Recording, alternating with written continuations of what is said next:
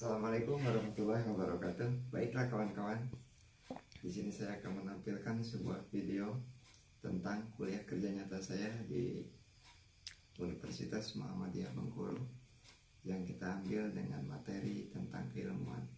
Dan kebetulan saya sebagai petugas paramedik Kabupaten Mukomuko, maka saya akan mengambil sebuah materi tentang keilmuan peternakan. Inilah cuplikan video kami di lapangan. Tapi sebelumnya jangan lupa like, komen, dan subscribe. Oke, tanpa basa-basi kita lihat langsung. Oke, assalamualaikum warahmatullahi wabarakatuh. Di sini saya akan sosialisasi lapangan tentang kesehatan ternak sapi Bali yang sekarang ini kepunyaannya Pak Bedi.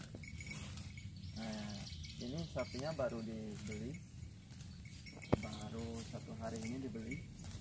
Dan akan saya obati agar sapinya lebih bagus. Yang saya akan tangani itu kesehatannya, yaitu obat cacing dan vitamin. Oke, mari kita siapkan dulu obatnya. Oke, kita siapkan vitamin yang kita pakai dengan vitamin B-kompleks.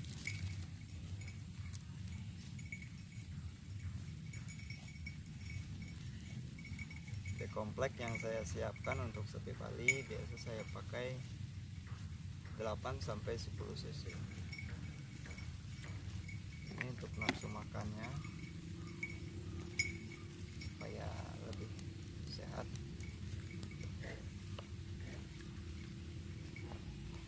Dan saya siapkan langsung obat cacing cair agar pada sapinya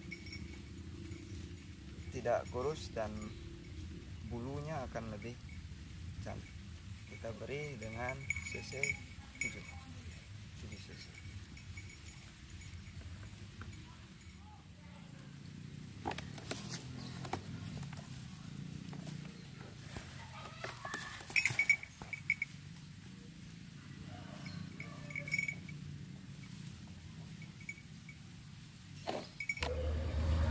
Sekarang kita akan sosialisasi tentang kambing. Kebetulan kambing yang ada di belakang saya mengalami penyakit skabies yang insya Allah kita akan tangani. Dan untuk penanganan pertamanya penyakit skabies biasanya setelah kita pengobatan atau sebelum pengobatan, kandang lebih dahulu dibersihkan, dibersihkan bawahnya, dan supaya kandangnya pun harus terkena sinar matahari. Jadi diharapkan setelah pengobatan maksimal dengan suhu. Mari saya tunjukkan dengan tanda-tanda kambing skabies atau kurap. Tapi sebelumnya kita siapkan dulu obatnya. Obat yang pertama menangani penyakit skabies diutamakan vitamin dulu, karena ditakutkan ini obat keras. Nah, ditakutkan kalau langsung kita kasih obat tanpa vitamin akan mengakibatkan pingsan atau semaput. Maka kita suntik dulu vitamin agar kekuatannya lebih. Kita tunjukkan penyakit skabies biasanya seperti bulunya akan rontok seperti ini, dan ini sangat gatal sekali. Terus dan biasanya kulitnya akan merontok dan akan kurus karena mempengaruhi makannya. Makan dia tidak konsentrasi pada makan karena kurus gatalnya. Nah, karena itu ini harus cepat kita tangani agar tidak berlanjut. Kalau lama kelamaan ini akan mengakibatkan kematian. Oke, kita suntik vitamin terlebih dahulu.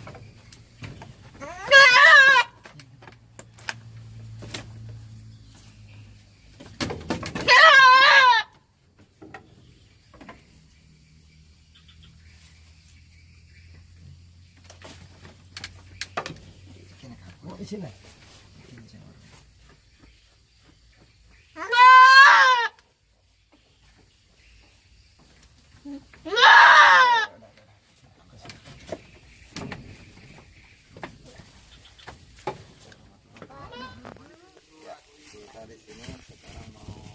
potongnya. Berapa? Nangani Yang nggonde ini sapi yang akan kita cek kepentingannya.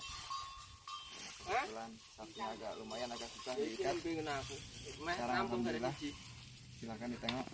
Alhamdulillah baru masuk. Meteng kok. Meteng kan? Kenapa harus dibuatkan kandang gitu seperti ini? Kenapa ya? 6. Supaya sapi, Biar karena sapi Bali agak liar, supaya kita lebih aman lebih seperti karena nggak ada asuransi dari kita. Iya. Terus Lah siapa ini yang bagus buat kayunya, memang harus di bagian dalam. Kalau di bagian Dia luar kok among sing penting. akan cepat keluar. Dan tali seperti ini Ya kuwi duit nomor karena sapi Bali rentan terhadap tendangan, ya, jadi untuk Kak, lebih telepon amannya kita ikat di bagian belakang. Kita coba tes. Hah? Jalur orang tak kowe rene ya lho iki kan dia iki. Oh. Biar liwat rene, cek rada suwi ya. Oh.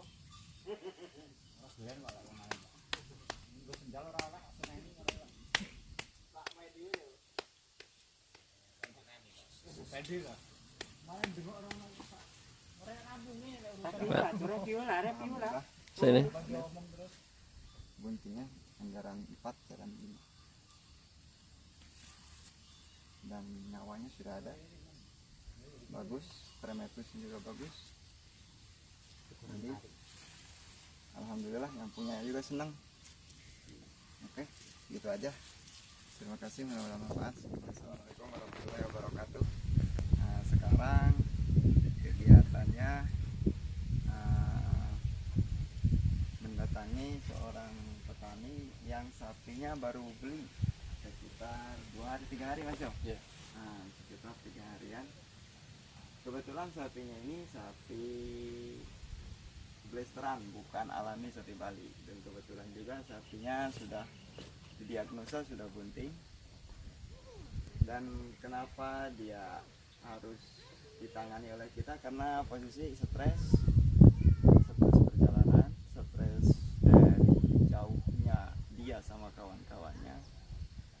Jadi oleh karena itu kita kasih vitamin agar stres tidak bertambah, tidak berlanjut, dan otomatis kalau sudah stres demam ditakutkan akibatnya pada kebuntingannya. Oke. Cek kono.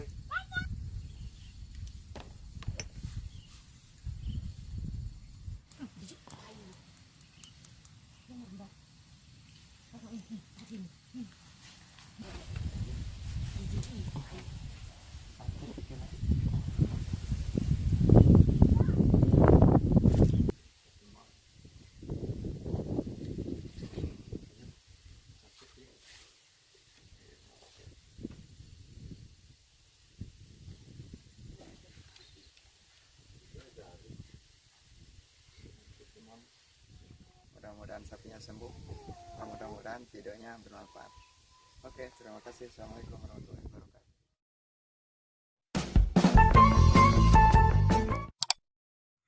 Halo kawan-kawan, assalamualaikum warahmatullahi wabarakatuh.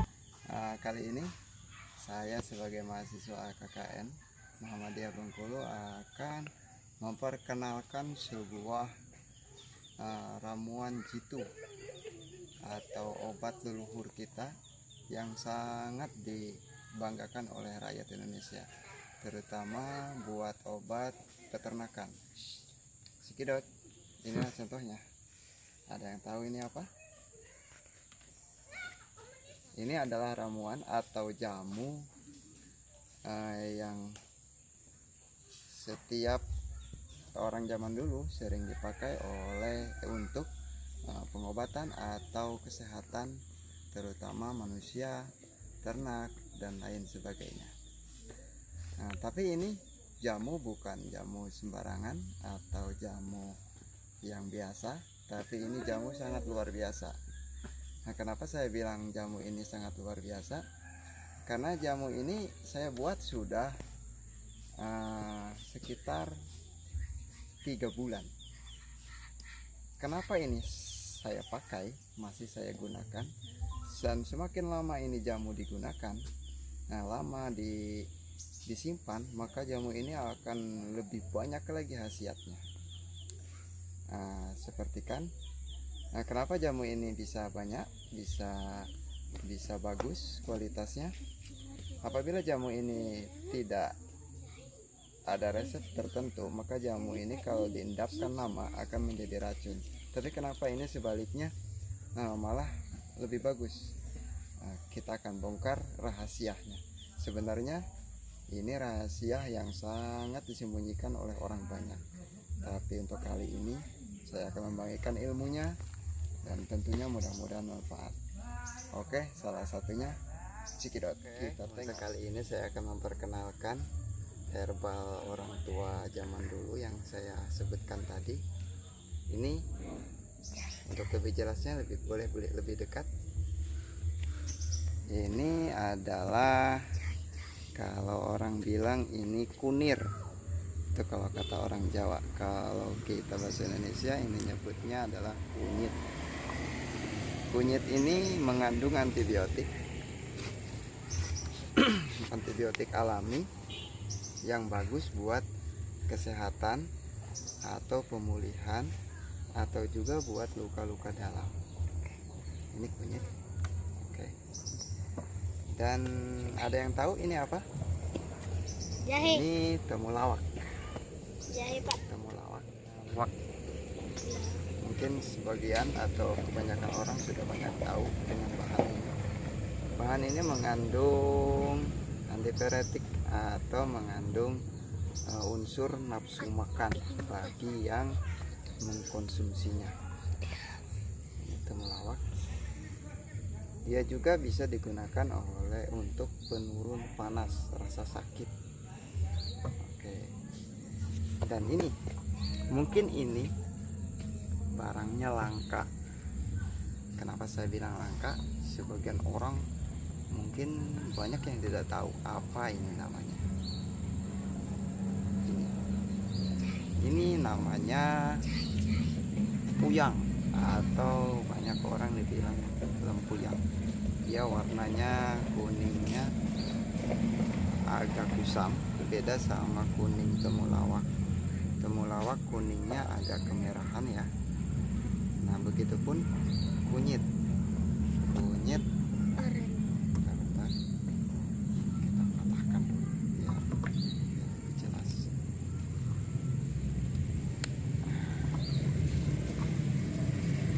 Oke. Ini perbedaan. Ini lempuyang yang saya bilang tadi, atau puyang. Ini kunyit, kunir. Yang ini temulawak. Dan biasanya kalau ini bergerombol dan bisa hidup di alam liar. Dia banyak hidup dengan sendirinya. Beda sama temulawak. Beda sama temulawak dan kunyit biasanya ditanam oleh petani, jadi nggak akan tumbuh liar kalau tidak ditanam. Beda sama lempuyang. Kalau lempuyang biasanya hidup di alam bebas, biasanya di bawah-bawah pohon sawit atau di bawah-bawah perkebunan karet. Oke, kita bahas lagi gunanya lempuyang. Biasanya orang tua zaman dulu digunakan untuk orang yang sakit pegel-pegel atau lumpuh. Biasanya digunakan untuk itu.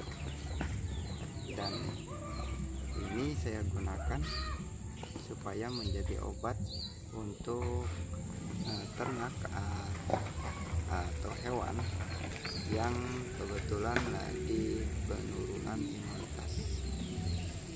Oke. Dan kenapa saya memakai gula merah? Gula merah gunanya adalah banyak. Dia adalah sop energi atau penambah tenaga, penambah daya untuk yang mengkonsumsinya. Dan ada niat lagi yang sangat disembunyikan di gula merah ini, karena saya ada unsur untuk mengembangkan sesuatu dan menambah energi obat-obatan ini supaya lebih maksimal. Oke, kita bahas di tempat yang lain. Cekidot. Halo, nah ini yang saya bicarakan tadi.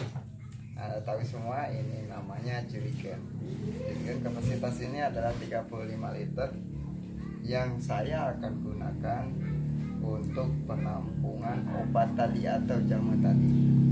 Lumayan banyak dan tentunya semuanya ada gunanya. Kenapa saya ditampung di sini? Oke, nanti penjelasannya. Dan silakan untuk melihat ramuan atau jumlah banyak yang akan saya produksikan. Ini kunyit yang karena saya sedia tempatnya ini lumayan banyak 35 liter, maka kunyit yang harus saya sediakan sebanyak 3 kilo. Oke. Nah, ini temulawak yang udah saya iris-iris. Saya bersihkan. Dan kenapa saya bersihkan? Supaya tidak ada kotoran kembali. Dan sengaja diiris-iris biar di blendernya mudah. Karena mau disaring begitu, jadi harus di blender terlebih dahulu. Dan ini lempuyang temulawak. Temulawak kita tampung sebanyak di 4 kilo, kunyit 2 kilo 3 kilo, terus lempuyang atau ini temulawak sebanyak 4 kilo dan lempuyang sebanyak 1,5 kilo. Dan gula saya sediakan sebanyak 5 kilo. Boleh. Semakin banyak gula semakin bagus. Begitu. Oke. Kita olah terlebih dahulu.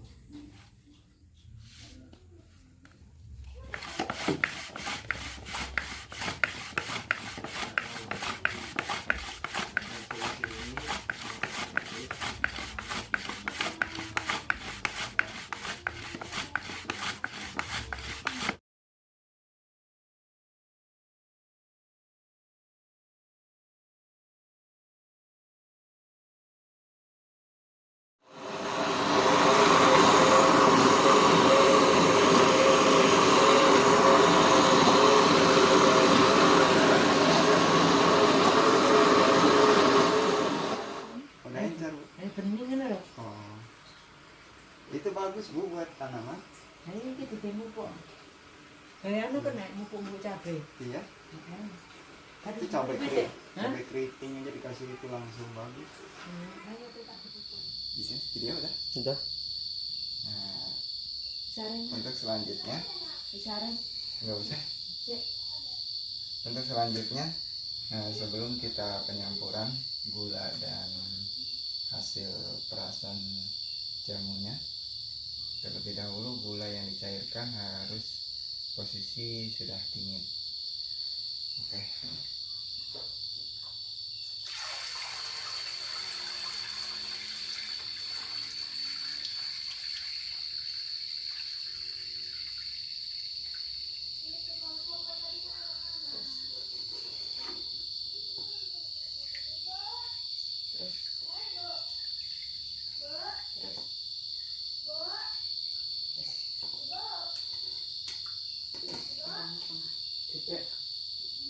Apa?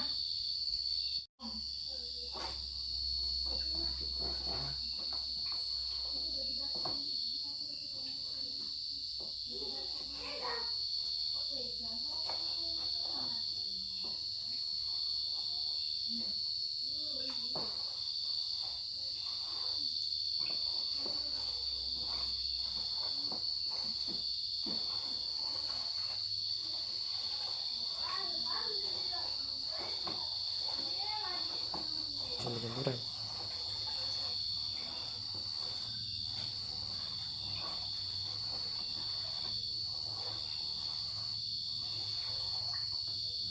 Oke, belum kita pencampuran. Nah, kita ulangi lagi. Ini 4 kandungannya bakteri. Dan ini mengandung bakteri mikroorganisme 4 untuk peternakan yang berbentuk dengan cairan. Dan bakteri ini kandungannya Lactobacillusnya 1,5 kali 10. Dan yang sangat diutamakan ini Lactobacillusnya. Misalkan E4 ini tidak didapatkan, bisa juga digantikan dengan bakteri dari Yakult, minuman Yakult. Tapi minuman Yakult yang benar-benar tertangani bakterinya, seperti kan tidak lepas dari kulkas. Apabila sudah lepas dari kulkas, ya bakterinya akan mati. Makanya cari Yakult yang posisinya masih baru datang dan belum terkonfirmasi oleh udara luar.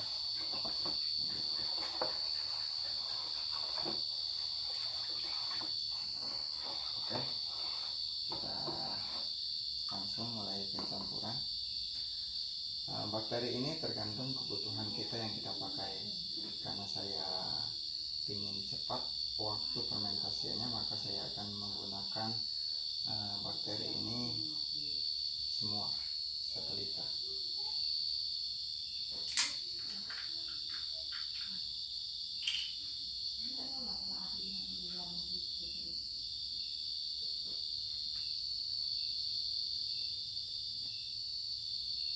Oke, campuran langsung.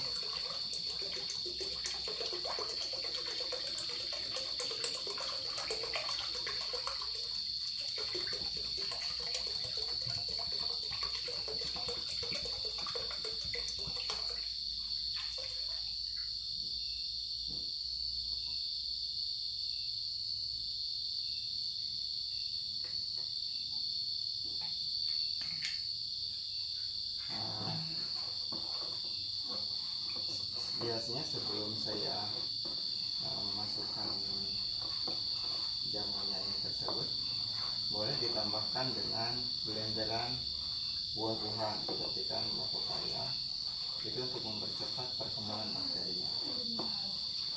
Semakin cepat semakin baik, kita cepat menggunakannya.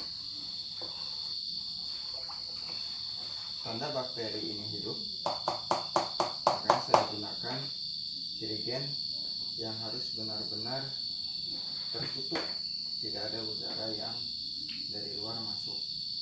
Nah, sengaja saya kasih isolasi supaya udara luar tidak masuk. Dan ini gunanya selang.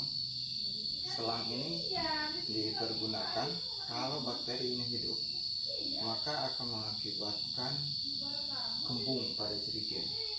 Itu bertanda kalau bakterinya atau fermentasiannya berhasil. Nah, oleh karena itu kita harus mempersiapkan terlebih dahulu untuk antisipasi biar tidak kembung. Saya berikan selang seperti ini. Saya kasih ventil motor dan saya lem. Dan kemudian setelah ini obatnya termasukkan, selang ujung ini harus posisi masuk ke dalam air.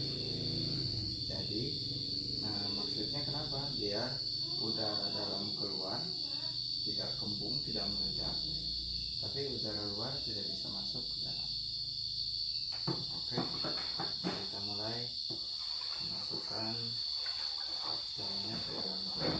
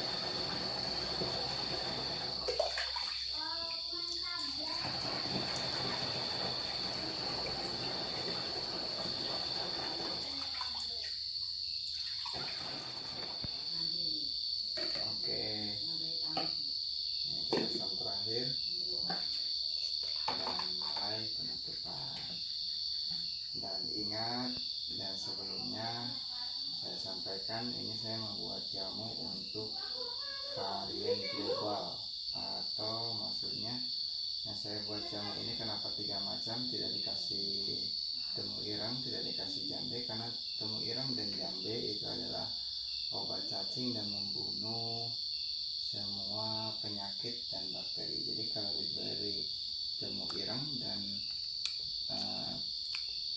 buah pinang, buah jambe, itu maka bakterinya akan pada mati dan fermentasinya gagal. Dan ini jamu saya kasih 3 macam, gunanya manfaatnya banyak, tidak ada pantangan, sapi bunting oke, dan untuk sapi yang jantan juga sama oke. Oke, sekian dari saya, mudah-mudahan manfaat, tentunya berkah, ilmunya mudah-mudahan manfaat bagi saya dan mudah-mudahan manfaat bagi. Setelah fermentasian seperti ini, kita dapat menggunakannya minimal 3 hari. Jadi setelah fermentasi, setelah bakterinya berkembang, baru kita bisa menggunakannya. Itu ingat, batasnya minimal 3 hari.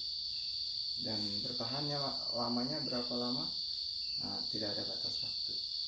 Selagi ini bakterinya hidup dan selagi ini masih ada, bisa terus dimanfaatkan. Bisa sampai 3 bulan, 4 bulan, sampai juga setahun. Oke, terima kasih. Mudah-mudahan manfaat, terutama bagi saya, khususnya bagi saya dan umumnya bagi semuanya. Saya akhiri. Assalamualaikum warahmatullahi wabarakatuh. Salam ternak.